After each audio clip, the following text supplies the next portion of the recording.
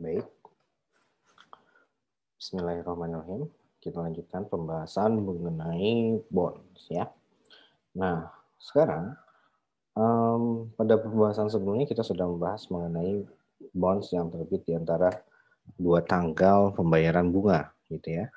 Nah, sekarang bagaimana apabila biaya penerbitan bondsnya itu ternyata ada terdapat biaya transaksi atau biaya administrasi untuk penerbitan bond, gitu ya.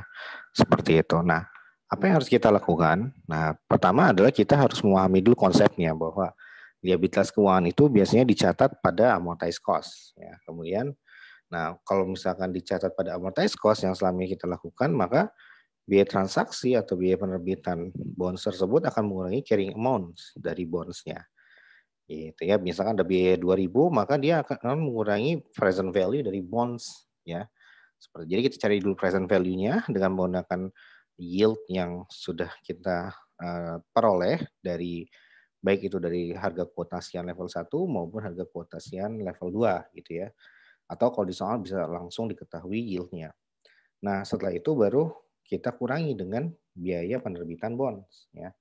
Nah, dan konsekuensinya maka kita akan menghitung efektif interest rate yang baru.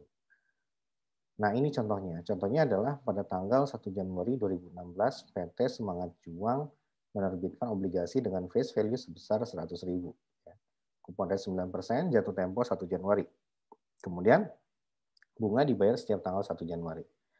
Oke. Nah, di sini market rate 10%. Biaya transaksi terkait penerbitan obligasi adalah 2.000. Nah, oke, kita langsung masuk ke Excel-nya.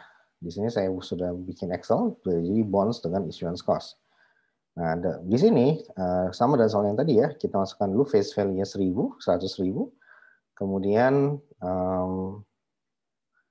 ya, kupon rate-nya adalah di sini berapa ya? Di sini 9% deh. Kalau di sini ya 8% ya. Oke, bisa aja kita ubah 9% sih. Kemudian jatuh temponya 1 Januari 2019, berarti sekitar 3 tahun ya. Kalau ini jatuh temponya Januari 2024 ya. Oke, kita ubah aja. Nah, ininya 2000 atau mungkin kita tetap kayak gini aja ya, 2016. Ininya adalah 2019 ya, Januari 2019. Oke. Nah, kemudian apa lagi ya? Oh, market rate-nya adalah 10%. Oke. Bunga dibayar setiap tanggal 1 Januari. Biaya transaksi adalah 2.000. Oke. Nah,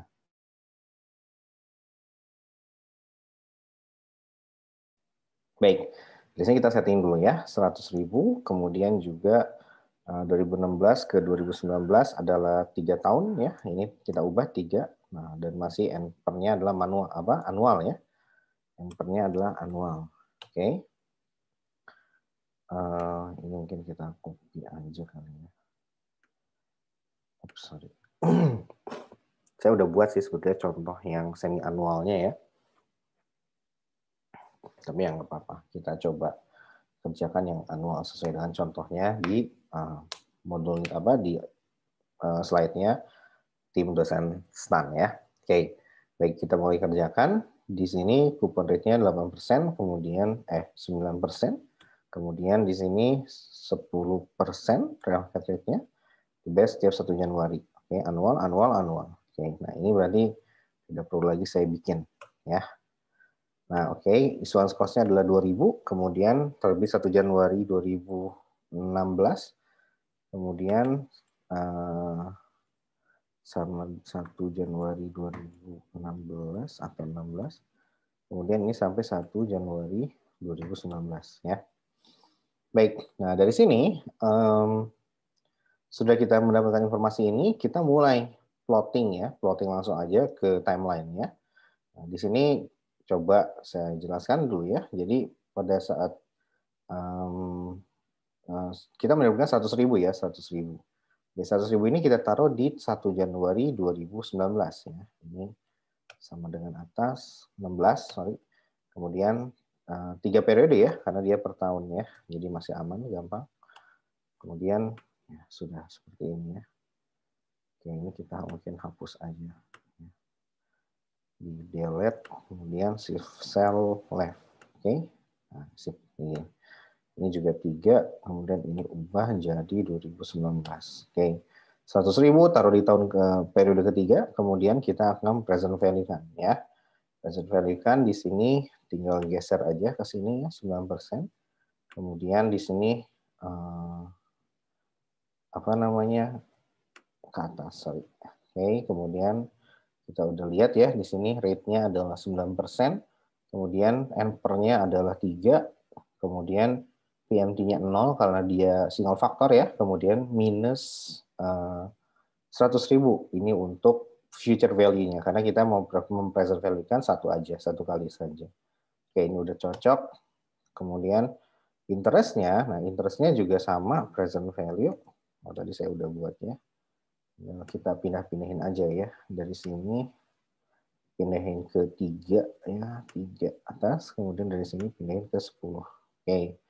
Nah, tinggal kita masukin ininya ya, PMT-nya atau bunga yang dibayar tiap periodenya ya, sama dengan 9% dikali dengan 100.000. Oke. Dapat ya segini. Nah, sama dengan 97.513. Oke.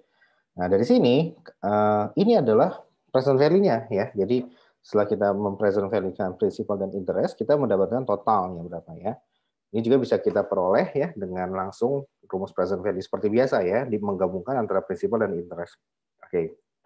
Cuman karena di sini saya keperluannya untuk menjelaskan kepada Anda semua, jadi mau tidak mau saya gambar timeline-nya agar Anda semua bisa, teman-teman semua bisa lebih mudah memahami konsep dari time value of money ya, dari present value dari obligasi ini ya. Baik, kemudian di sini ada issuance cost-nya, langsung saya setting 2000. Nah, di sini issuance cost ini akan mengurangi dari present value di periode ke-0 atau di 1 Januari 2016.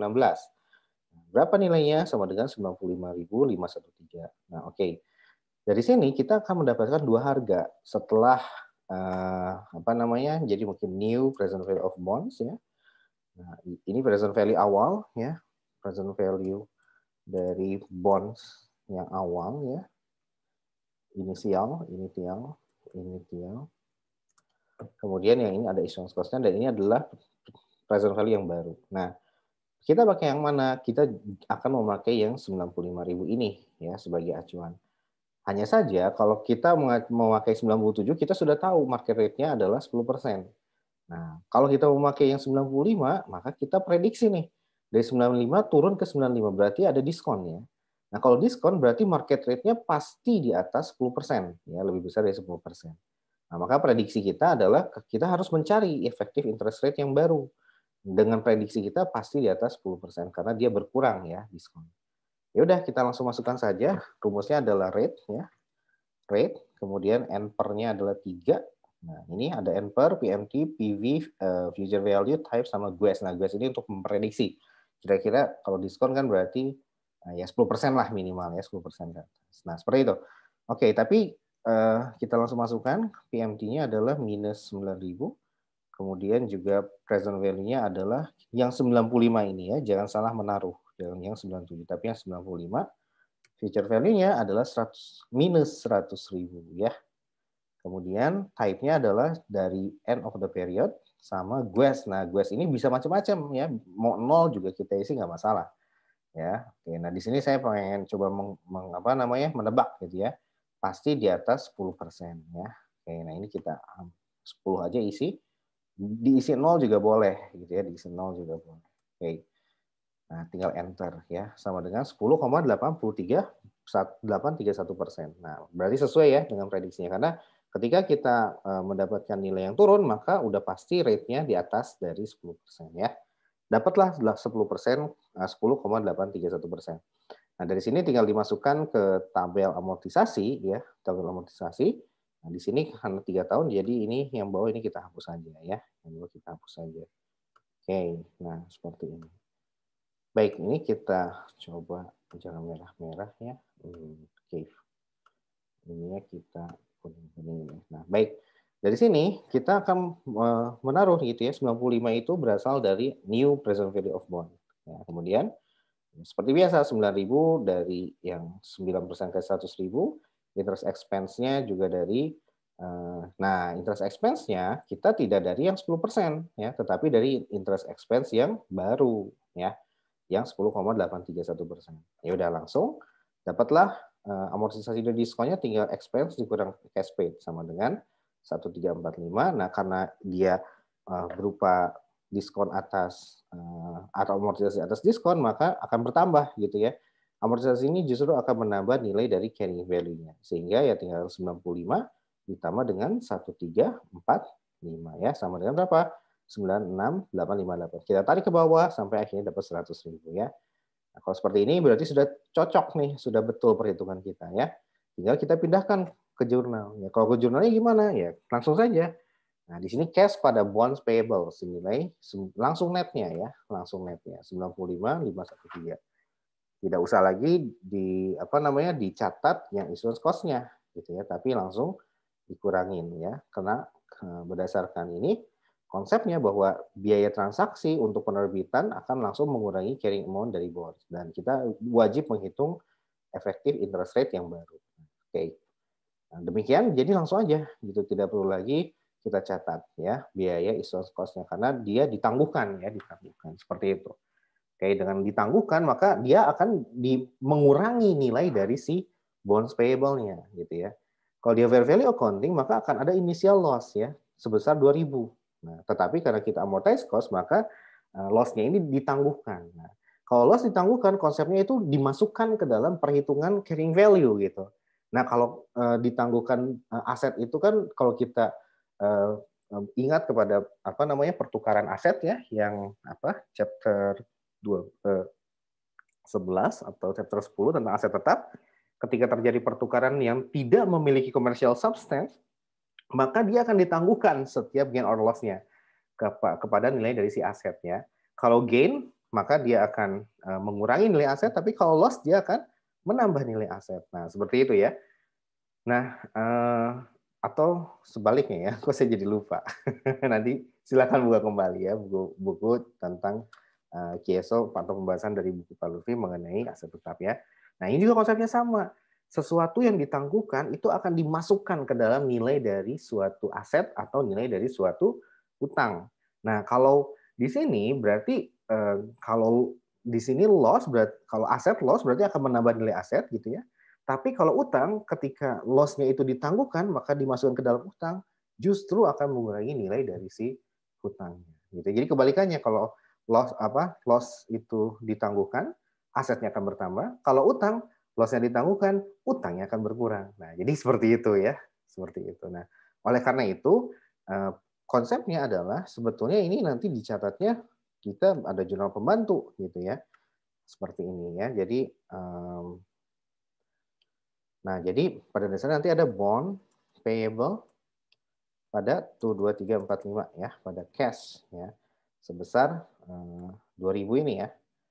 Oke, nah sebesar 2.000. Nah, maka di sini ya sudah langsung tuh tinggal yang 97 ya. Ya udah. Nah, seperti ini. Ini awalnya ya. Nah, tapi karena kita kan daripada bingung gitu, jadi kita langsung masukkan saja, digabung saja gitu ya jurnalnya ya. Jadi kalau misalkan kita jurnal penggabungannya itu adalah seperti ini ya. Jadi langsung cash pada bonds payable ya, seperti itu. Oke. Besarnya langsung 95.513. Nah, seperti itu ya. Jadi konsepnya ketika ada loss yang ditangguhkan dari pembelian suatu aset, maka aset loss tersebut akan ditambahkan ke dalam nilai si aset. Nah, kalau utang sebaliknya, ada loss yang ditangguhkan dari penerbitan suatu utang, maka loss tersebut akan dikurangkan dari atau mengurangi dari carrying value atau nilai wajar dari si utang tersebut ya. Nah, seperti itu konsepnya ya. Jadi langsung ya seperti ini. Oke. Jadi cash pada bonds payable kita langsung jurnal seperti ini saja ya. Berapa besarnya? Langsung 95.513. Nah, untuk pembayaran bunganya sama saja ya, interest expense karena dia diskon ya, interest expense-nya tinggal sama dengan atas gitu. Kemudian karena dia diskon, maka amortisasi atas diskon akan menambah nilai dari bonds. Makanya ditaruh di kredit ya, 1345 ya. Kemudian interest payable-nya adalah 9.000. Nah, pada tanggal 1 Januarinya baru dibayar ya, interest payable pada cash. Baik, teman-teman, itu saja yang bisa saya sampaikan terkait dengan pencatatan biaya penerbitan bond. Sampai jumpa pada video selanjutnya. Terima kasih.